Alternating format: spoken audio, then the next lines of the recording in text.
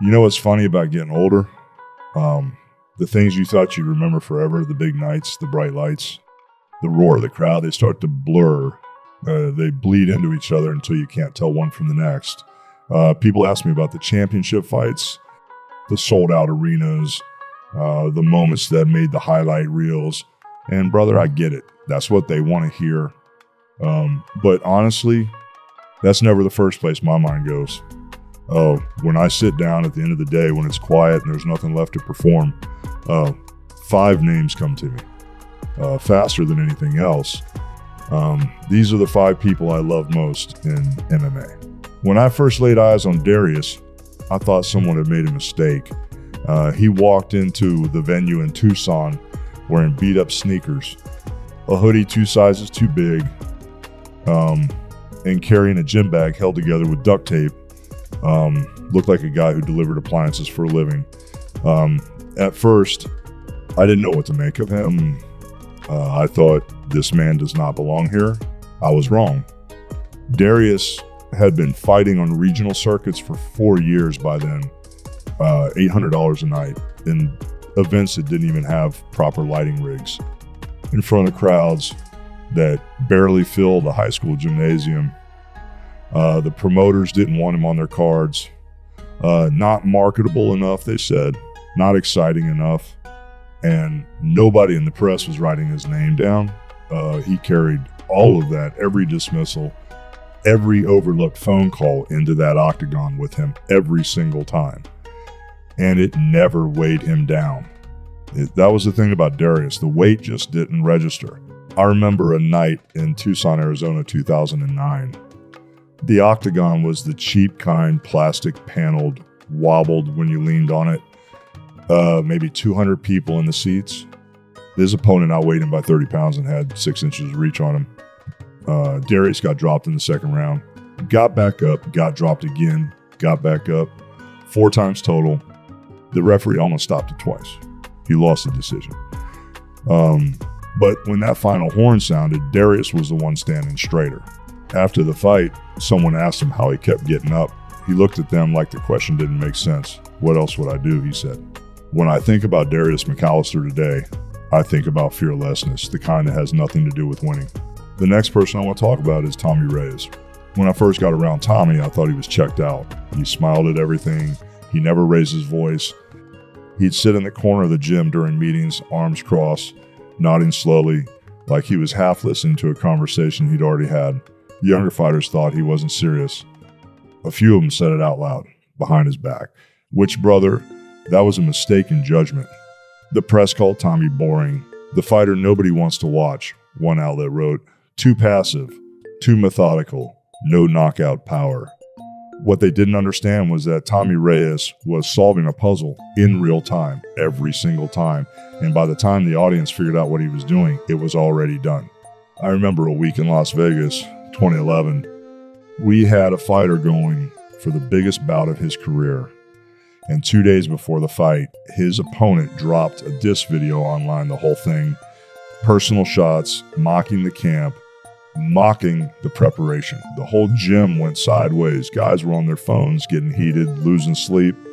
Tommy walked over to the laptop, watched the whole clip without blinking. Then he put the laptop down, made himself a cup of coffee, sat back in his chair and said, he's scared, brother. Then he went to bed at 9:30. The next morning, he was the first one in the gym. Nothing had changed for him. Not one thing. That calm wasn't passivity. It was discipline at a level most people never reach. It kept the whole camp from unraveling in a moment that could have cost everything.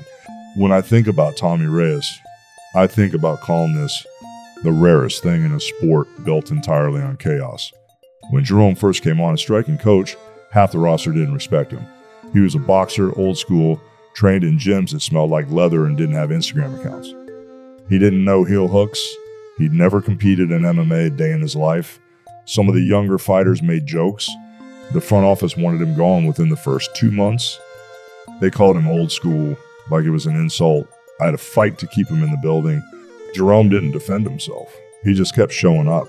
What people missed was that Jerome understood something most MMA coaches don't, that before the technique, there's the posture. Before the posture, there's the intention. And before the intention, there's the standard you hold yourself to when nobody is grading you. Jerome had that standard so deep in his bones that it radiated outward into every person who trained near him. I remember a Monday morning in Miami, 6 a.m., which is when Jerome insisted on starting. A fighter walked in 4 minutes late.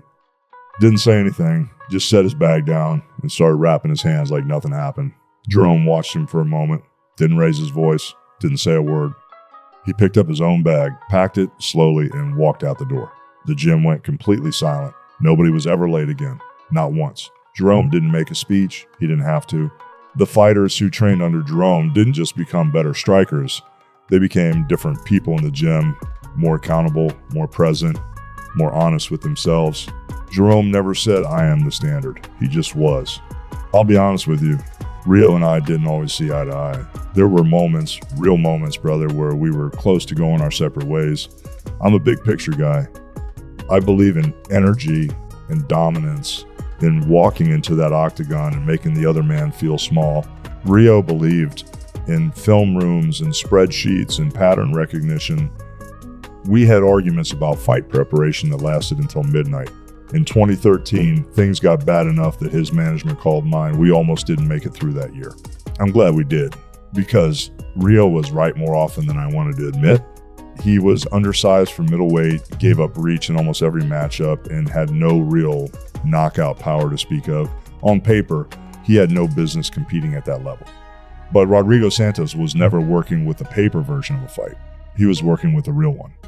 He studied opponents not just from their last 3 bouts, but from footage 6, 7 years old, looking for habits that fighters carry their whole careers without knowing it. I remember about in Dallas, 2013, 10 seconds into round 1, the opponent switched to southpaw, a wrinkle nobody had seen him use publicly in years. Our corner didn't flinch, because Rio had found one clip from 2008 buried in some regional archive where the guy had done the same thing under pressure. He'd built a specific drill around it 3 weeks before the fight. When it happened live, our fighter didn't hesitate for a single breath. When I think about Rio today, I think about intelligence, not the kind you're born with, but the kind you build one film session at a time. And the last person I truly loved the most was Marcus Delacroix. I've thought a long time about how to say this right. I'm not sure I can. Marcus came into our camp when he was 23 years old.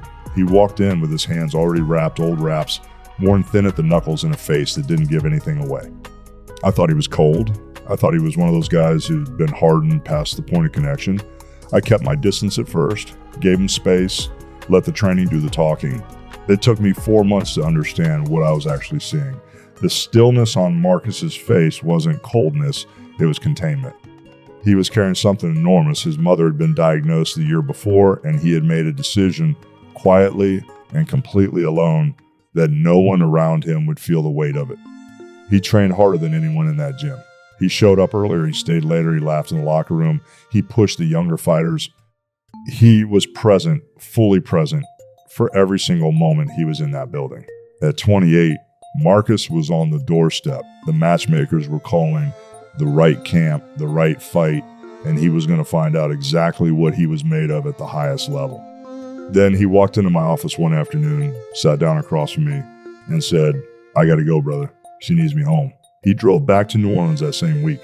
He never came back at the same level. The window closed the way windows do, without announcement, without ceremony. I've been in rooms with champions, brother. Men with belts, with legacies, with their names on the marquee. And not one of them, not one, carried what Marcus carried in his chest without letting it touch a single person around him. Every single one of them would have traded something to have that. The older I get, the more I realize how much disappears. And I mean that literally, brother. Not as a figure of speech, not as something you say to sound wise at the end of a long career.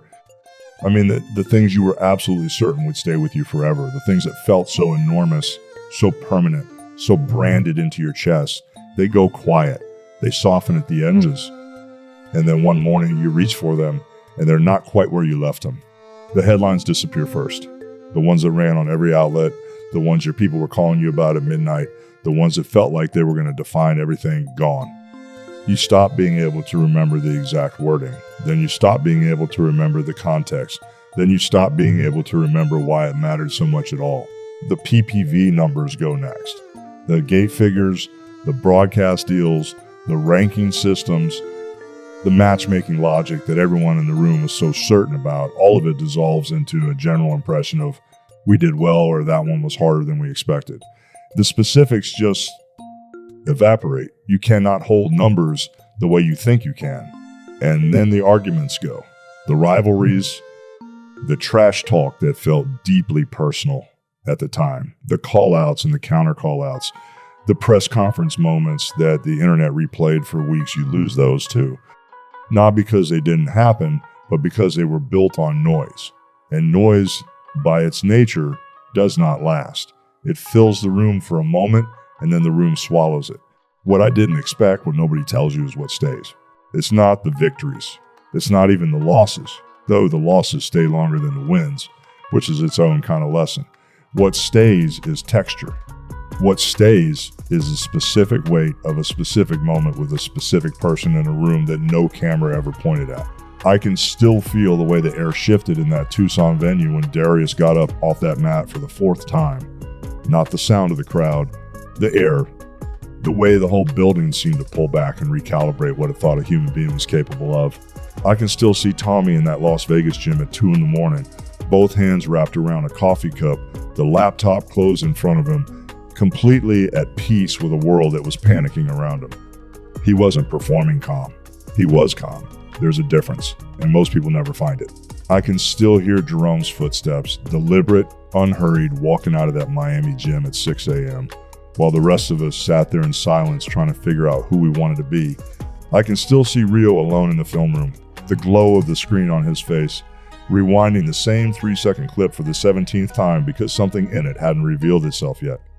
That kind of patience, that kind of faith in the work, and I can still hear Marcus, plain as anything. Sitting across from me, hands folded, voice completely steady.